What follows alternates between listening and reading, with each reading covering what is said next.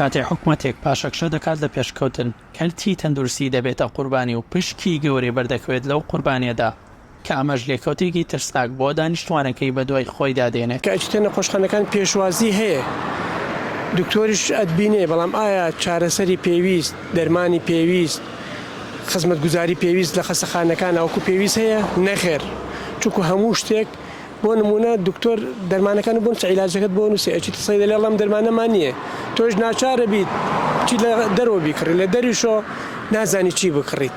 ئەمە ئەردەنیە، ئەمە تورکیە، ئەمە ئێرانیە، ئەمە عێراقیە، ئەمە سلێمانیە، ئەمە ئەڵمانیە، هەرێکی ئەمە سعرێکی جیاواز کەسیش نازانێ فەرقەکە لە چیایە و کامیان باش و کامیان خراپە.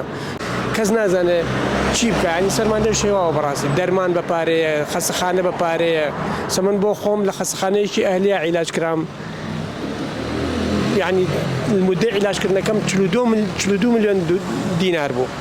42 ملیۆن دینار من هەموو شتێکم بۆ فرۆشت، هێشتا بە هاوکاری خەڵکیشەوە. ینی بەڕاستی نازانی خەڵک ناچارەکەن کە هەموو شتێ بکات، ناچارەکەن کە گورچی لێ خۆی بفرۆشێ، ناچارەکەن سایرە بفرۆشێ، خانوو بفرۆشێ. نەبوونی خزمەتگوزاریەکان و پێنەدانی موچە لەلایەن حکوومەتەوە هۆکارێکە بۆ پاکخستنی کەرتی تەندروستی و کەم تەرخەمی کارمەندەکانی تەندروستی. من لە 15 ڕۆژ پێش ئێستا کە تووشی ڕووداوەکە بووم، هەستا من خوێنێکی زۆرم لێ ئەڕۆی، تەلەفۆنمان بۆ ئیسعاف کرد، ئیسعافەکە زۆر درەنگەیشتە لای من، ئەی بە بۆنی ڕێگاوبان و قەرەباڵ بۆ زۆر درەنگەیشتە لای من، مەجبوورمی بە تەکسی بڕۆین بۆ خەستەخانەکە.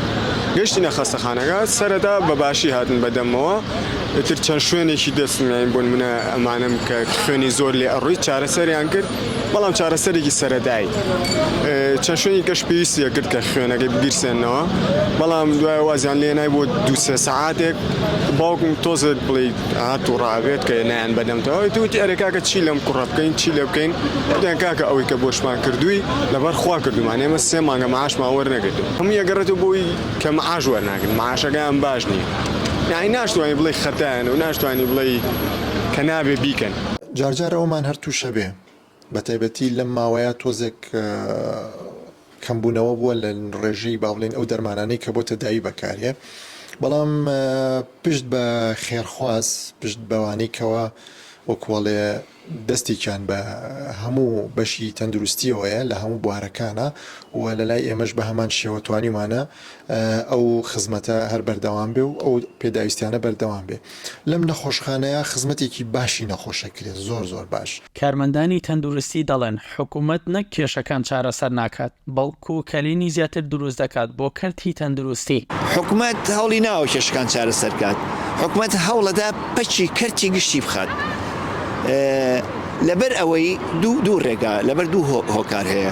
هۆکارێکیان ئەوەیە کە بەرپرسانی باڵا هەموو کەسێک ئەزانێ لەم هەرێمە دەست بە سەراگرتن و قورخکردنی هەموو داهات و سەروەت و خزمەتگوزاریەکان لە دەستی دوو حیزبایە و دەستی بەرپرسە باڵاکانەیە. بەرپرسە باڵاکان بەرژەوەندەکانیان لەوایە کە خزمەتگوزاری تەندروستی لەگەڵ پەروەردا پەچی بخرێ، لەبەر ئەوەی لە کەرتی گشتیە کەرتێکی بێبەرهەمە بۆ ئەوان باشە ئەرکیان لەسەر دروستەکات. هەر بۆیە ناپرسن لە کەرتی تەندروستی، ناپرسن لە کەرتی پەروەردە.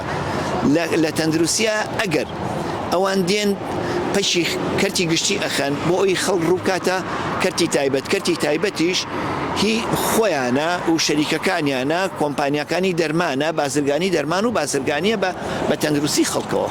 حکوومەتی هەرێمی کوردستان دەرمان و پێداویستی وەک پێویست دابین ناکات بۆ نەخۆشخانەکان. ئەمەش وای کردووە هاوڵاتیان ڕوو لە نەخۆشخانە تایبەتەکان بکەن.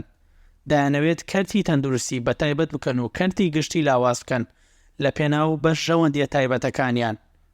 میران دلێر، پێشەنگ تیڤی، سلێمانی.